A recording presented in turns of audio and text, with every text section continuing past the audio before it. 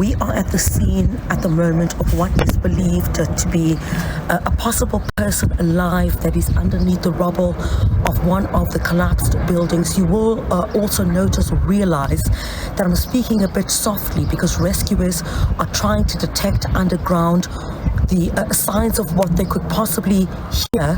We do understand that there may be a positive identification or sound at this point of someone who may be alive underneath one of these buildings.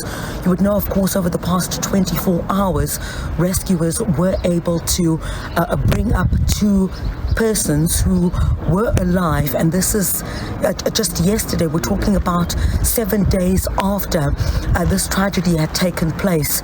And I want to bring in now Dr. Bam from the Gift of the Givers. Dr. Ahmed Ban will tell us what the situation is currently. Dr. Bam, we're really trying to speak as soft as possible, not to interrupt with the work of rescue workers. What is the current status? So our search and rescue team today has been working with the Turkish team.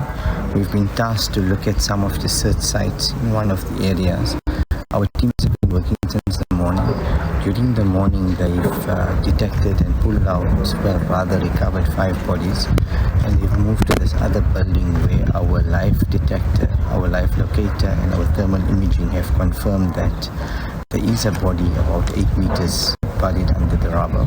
We're currently doing seismic testing just to see if there's any heat signatures and any sounds emanating from our transponders that we do put there.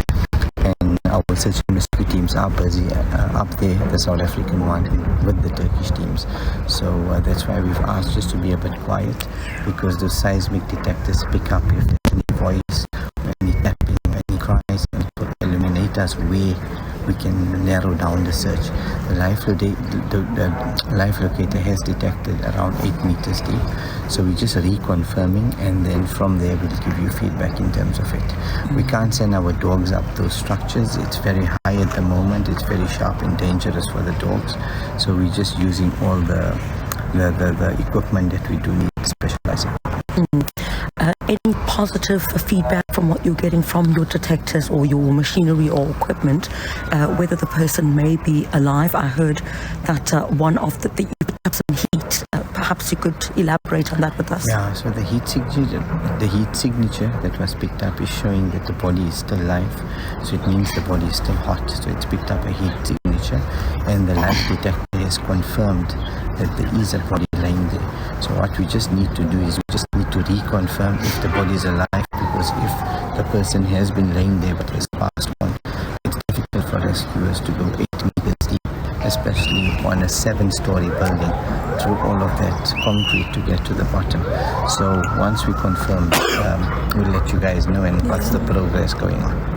Dr. Bam, we appreciate you speaking to us while you are so busy with this mission. Obviously, the Gift of the Givers at this point responsible or in the forefront of that mission at this particular point. The detectors are picking up some heat. So that heat talks to the possibility that the person who is underground might still be alive. They're doing one final check. We do understand that they have already dug towards that area, and of course the dogs are not able to, at this stage, the rescue dogs are not able to go up that building at this particular point due to how high it is. But certainly, I think at this particular point, as many of the residents in this particular area have been saying, that rescue workers should continue with their rescue and recovery missions.